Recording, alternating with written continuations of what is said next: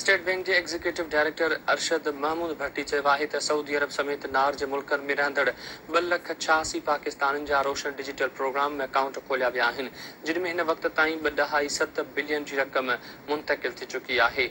Saudi जी राजधानी रियाज़ में पाकिस्तानी सिफारतखाने में ब्रीफिंग ॾींदे स्टेट बैंक जे एग्जीक्यूटिव डायरेक्टर अरशद महमूद भट्टी चयो त रोशन डिजिटल अकाउंट गुज़िरियल साल सेप्टेंबर में शुरू कयो वियो हो। हुन चयो त सऊदी अरब समेत नार मुल्कनि में रहंदड़ पाकिस्तानियुनि जा 2,86,000 रोशन डिजिटल अकाउंट खोलिया विया आहिनि।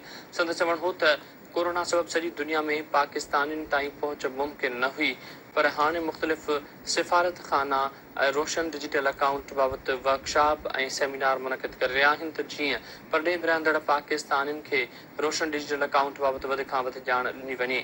स्टेट बैंक के एग्जीक्यूटिव डायरेक्टर अरशद महमूद भट्टी चयो त रोशन डिजिटल अकाउंट में परॾेह में रहंदड़ घटि पघार वारा बि फ़ाइदो हासिल करे सघनि था। हुन चयो त सऊदी अरब में रहंदड़ लखें पाकिस्तानी पंहिंजे मुल्क में सभ खां वधीक रक़म मोकिलीनि था।